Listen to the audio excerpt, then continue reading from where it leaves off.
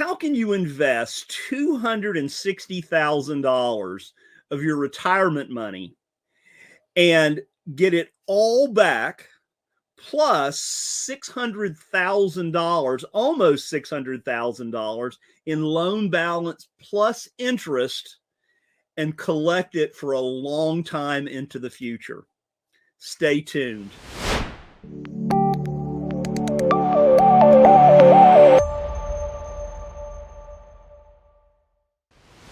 Hello, everyone, and welcome to this week's edition of NoteSchool TV. We are so happy to have you with us today as we go live, as we do every Wednesday at 11:05 Central Time. We have an amazing guest today, as the teaser there indicated, but more on that in just a minute. So we want you to, we're glad you're here. We're glad you do spend each and every Wednesday with us. And we just want to remind you that if you will, just like the show. We love the content and we love to have you on. And this is our weekly reach out, catch up with you guys. And subscribe to the NoteSchool TV channel. And then finally, hit that bell notification so that you will be reminded every week, 30 minutes before we do go live. And if you would like more information on what we do at NoteSchool and what NoteSchool is all about, simply go to noteschool.com/TV. Again, noteschool.com/TV. And we will get you all the information you need to make a good decision as far as moving on with us. So, as I said, we have a great guest today. But before we do our guest, we'll go to the news.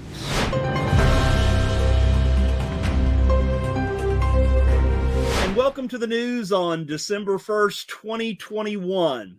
So, what's going on this week? Well, Fortune magazine determined by talking to 7 different researchers as to where the housing market is going in 2022.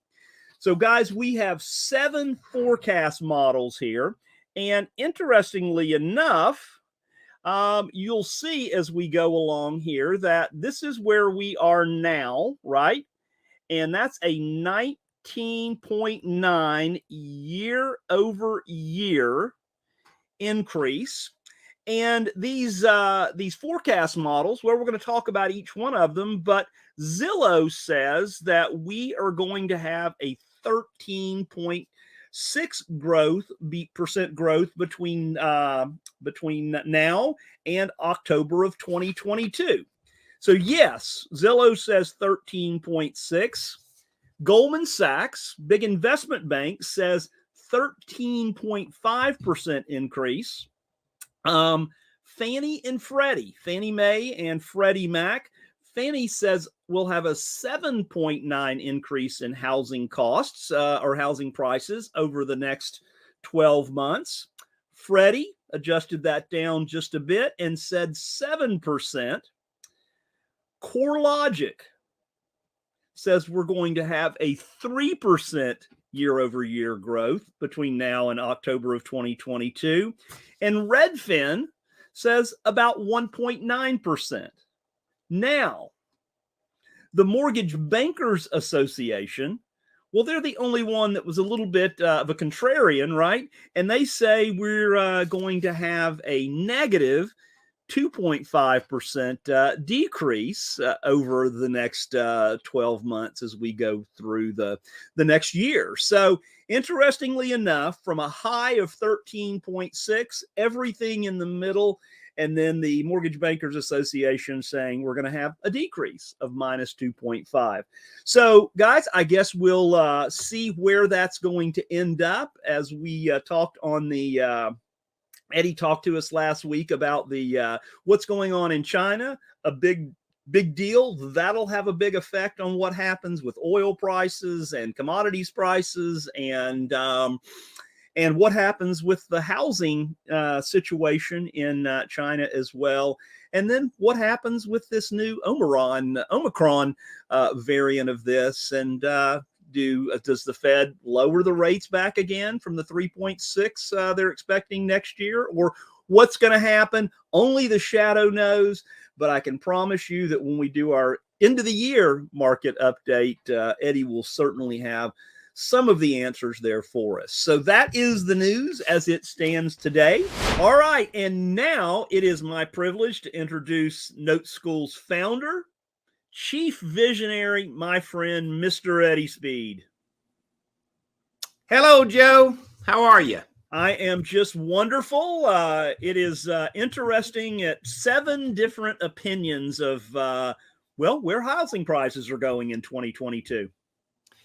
It's like asking 7 different lawyers what's going to happen. Yes.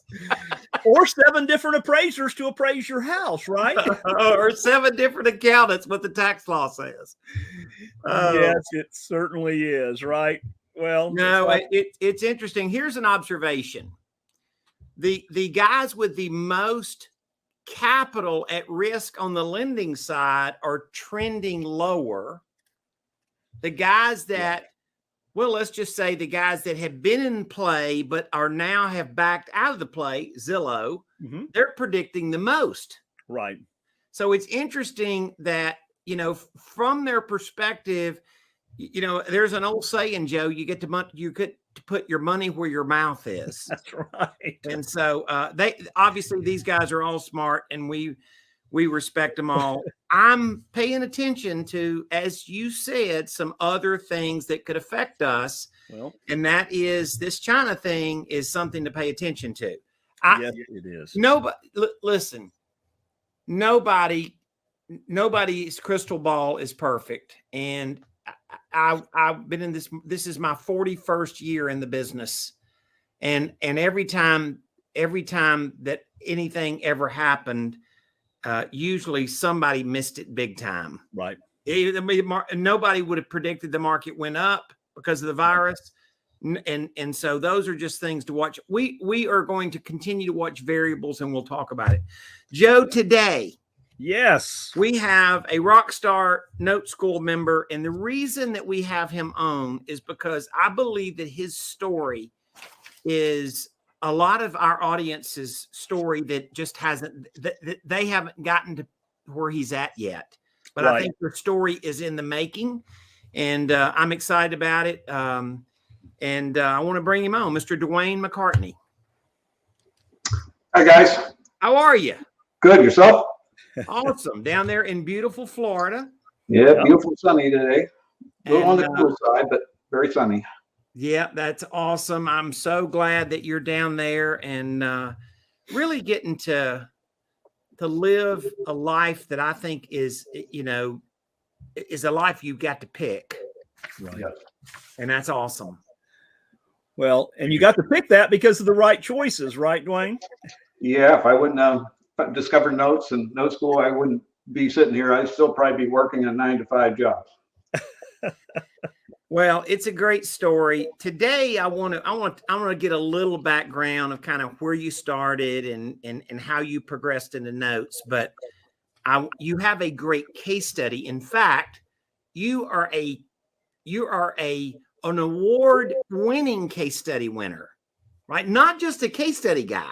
Like you won the big award on stage at Note Expo. That's right. And very impressive and a great story. And I love the fact, Dwayne, that how you describe it is just like, well, I just did this. Well, anytime we do something good, you just do something. It's just knowing what to do, right? Right. So just a little bit of the audience, give us a little bit of a framework. Like what did you do in your corporate life and kind of your career before you got to this?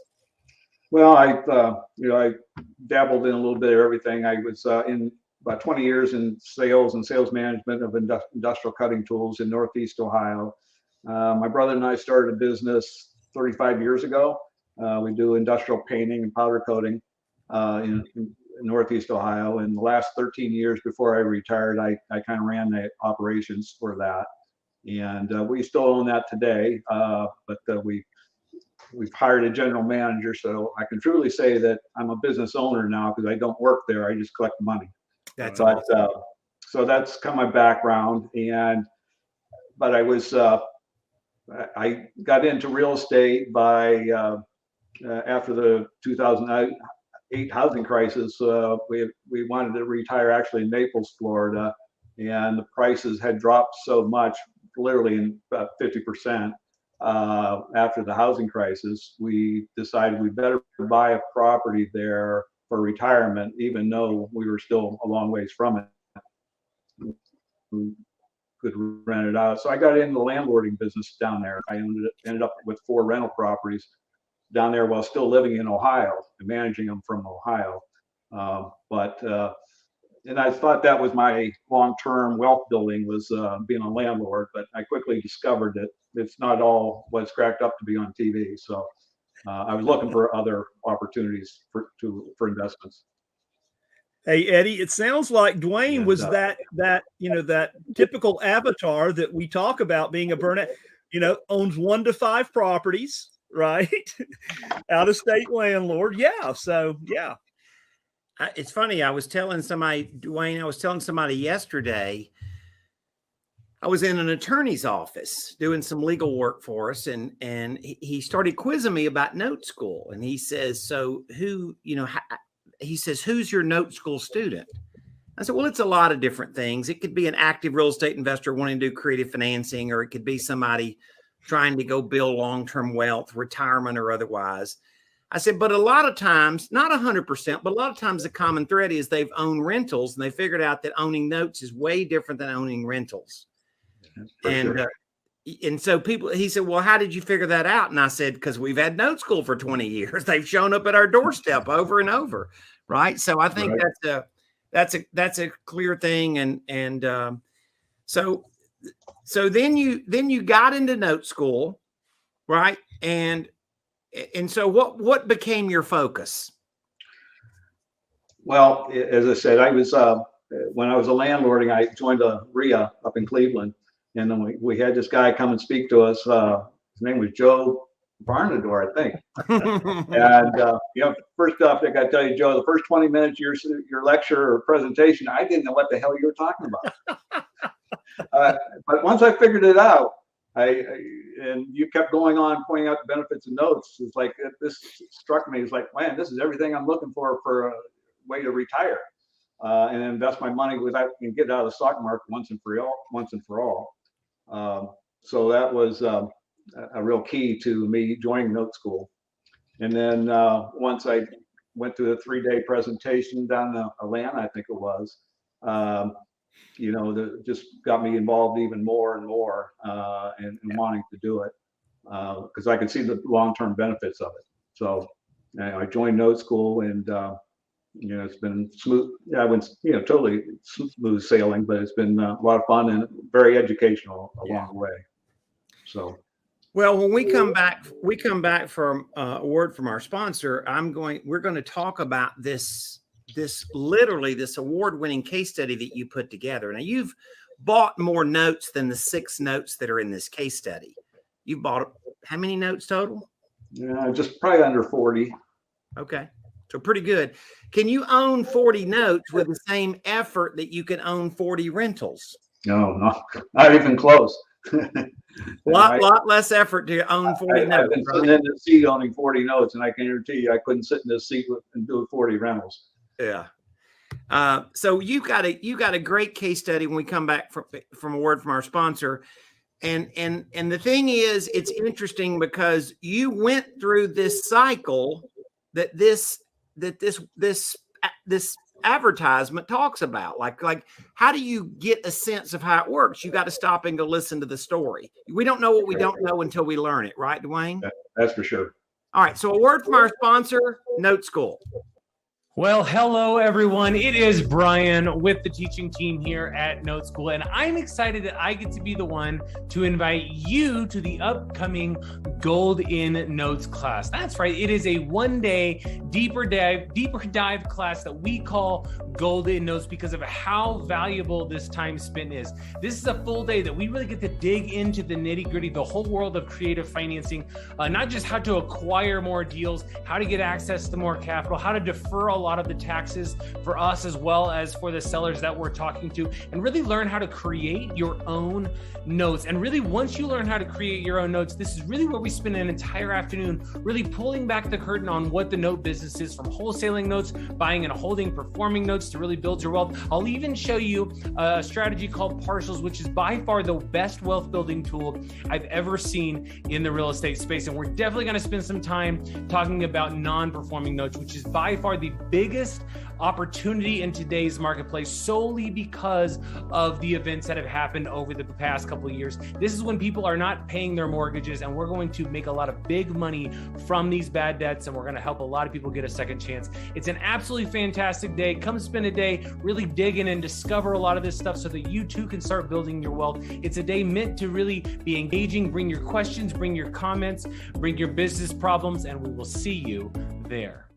All right. Well, we're back, and we have some information here on the screen. Joe, you have many active roles in NoteSchool, and one of which is you really put together a lot of these case studies of students, and you did a lot of work before Note Expo. You and my son-in-law Matt worked really hard at gathering all this stuff.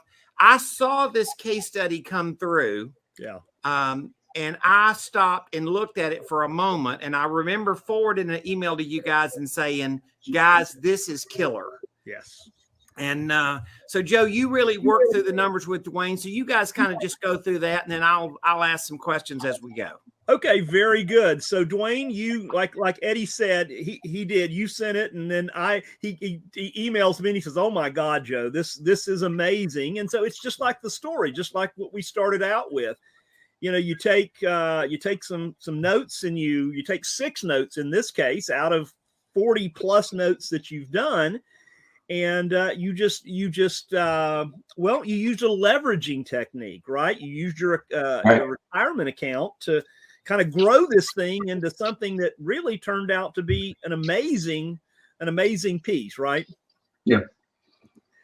So let's talk about this just a minute. So let me go ahead and flip through this. And so, Dwayne, there was 6 notes, right? And you purchased those notes off of Notes Direct, which is one of our sponsors as well for NoteSchool TV. But you purchased these 6 notes from Notes Direct, and you had about $260,515 invested in those 6 notes, right? Correct. Yeah. And so you held on to them for a little while, which is what you normally do, right? You hold on to them, and because you want the monthly payments, right? Yeah, and then of course you want to season them before you and make sure they're going to keep paying once you take the note over, and before you would sell a partial to another investor. Right. So over a few months, you collected about $87,000, almost $88,000 in monthly payments, right? Correct. So you took $260 out of your retirement account. You buy these notes, and then and you can see here, as we look across here, so you've got $32,000. This is what you purchased a note for, and the balance due over here is $53,000, right? Correct. So, and you've got all these payments that are coming in. So you receive these payments, and then you started selling partials, right? You started selling a piece of these notes. And so you end up selling partials for $157,995, right? $158,000. Right. So Dwayne, I want to talk about that. Like, for the audience that's not familiar with that, you bought a whole loan, right? You bought a long stream of payments. Correct. And then you sold number of payments, but not the entire payments that you owned. Right. How do you do that? Well, you just first off, you find an investor that wants to buy it, but then you calculate out how many payments. You find out how much money they want to invest or have to invest. Then you calculate out how many payments they would receive at a given set interest rate that they would earn on their investment.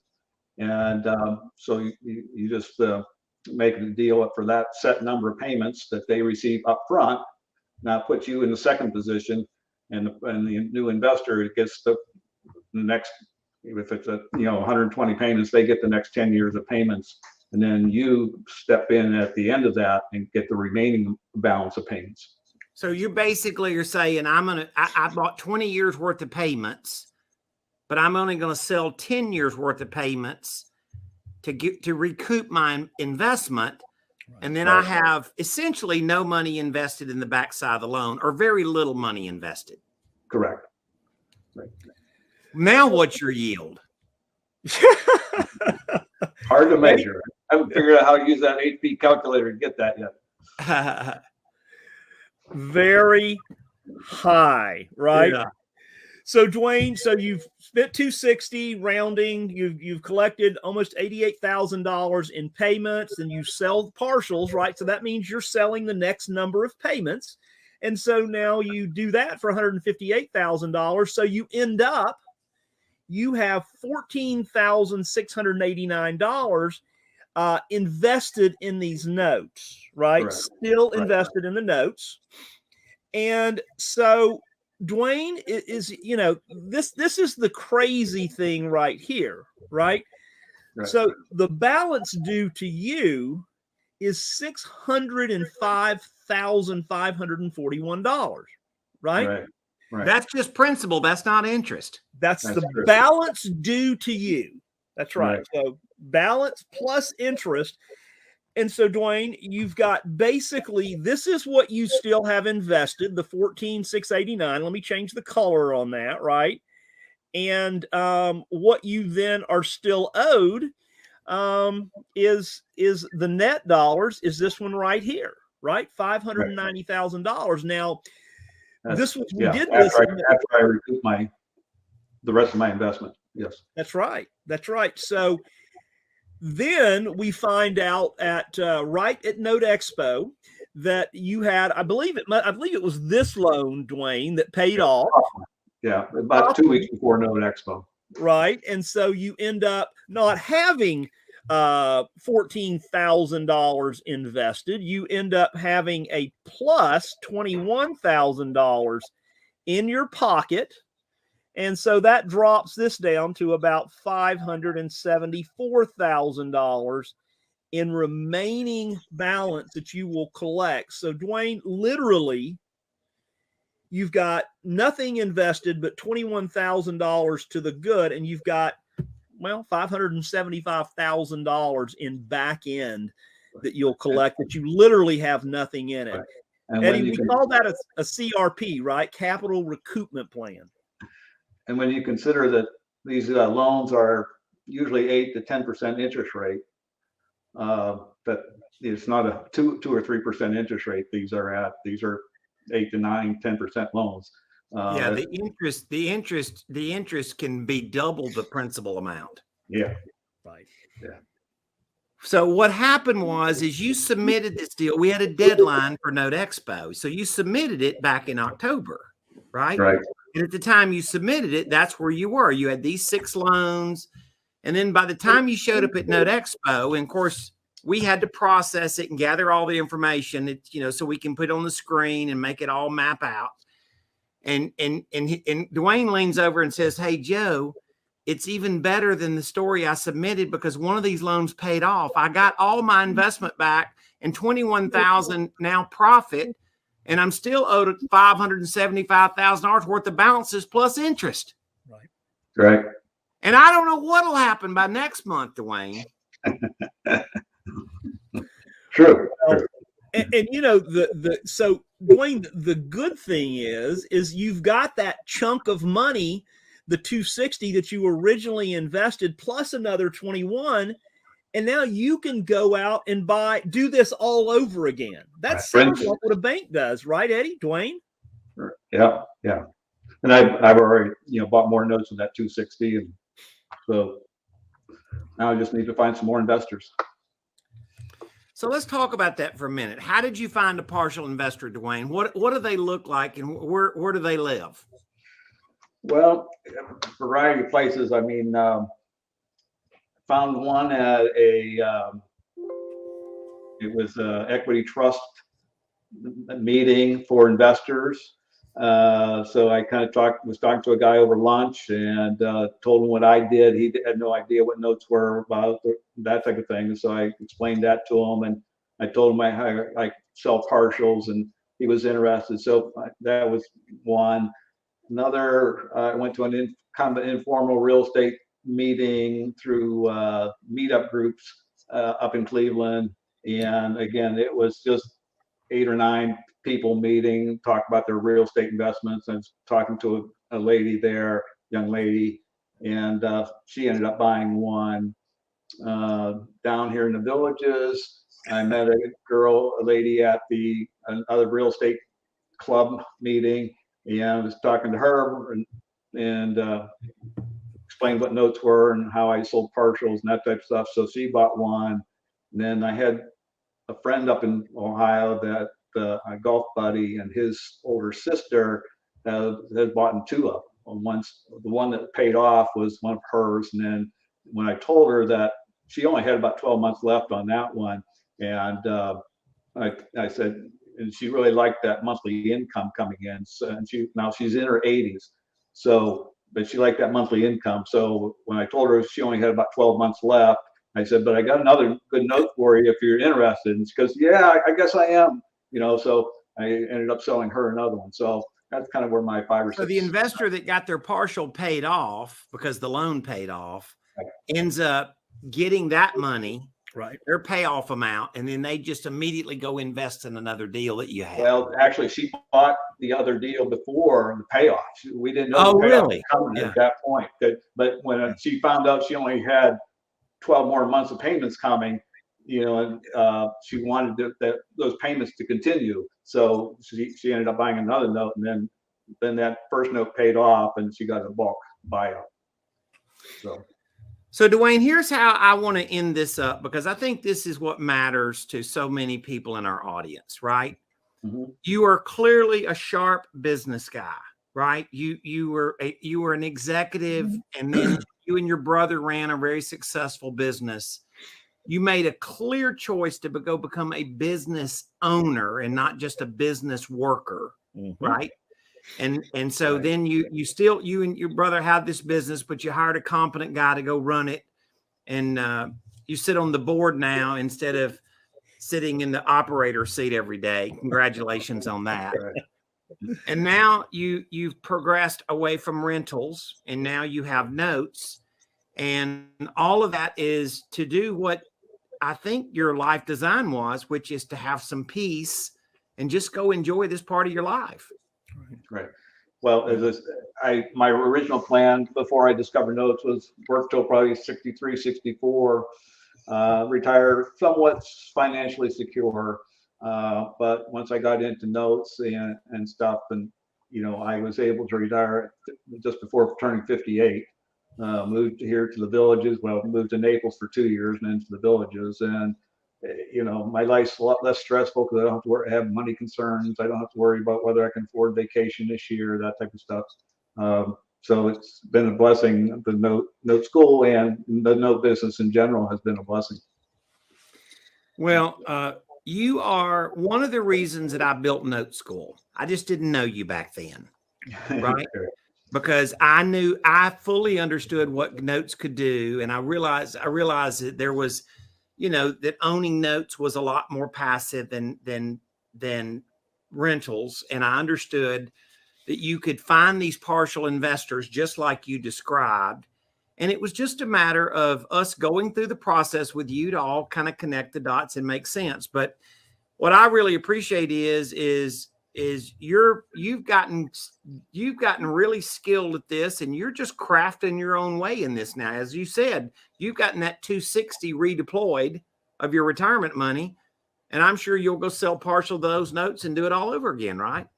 Yeah, I'm, really keeping an eye out. Now that COVID, the meetings are starting back up in person again and stuff like that. I'm hoping to find more investors and that type of stuff now.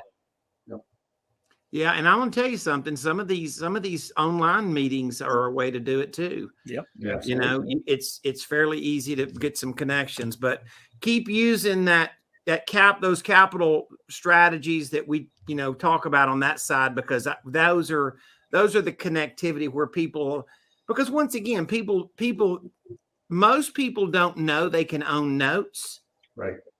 They know they can own a rental because everybody with a driver's license knows that. Right. But they don't know they can own notes, and all of a sudden you're just showing them a way they've never considered. Right. Keep pushing on, brother. You All got right. it. Thank you.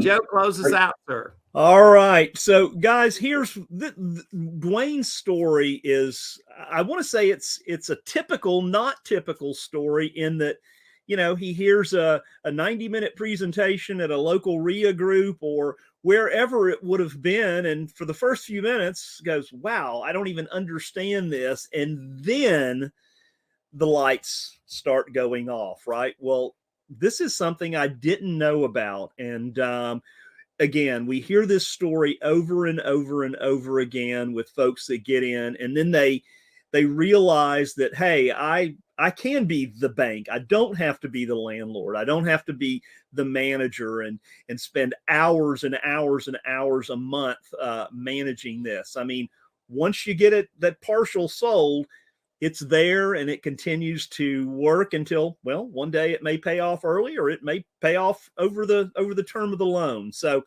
that's why we love notes. Thank you so much for being with us today, Dwayne. Your story is certainly an inspiration, and we love you, man. So, but again, if you would like some more information as to what it looks like to be a note investor, what it looks like to be the bank, certainly go to noteschool.com/TV and request some more information, request a call back, and we'll have one of our team get a hold of you and talk about what the possibilities are and what the future could look like for you as well. So with that, I'm going to say that we'll see you next week, and we'll see you on the other side. See you later.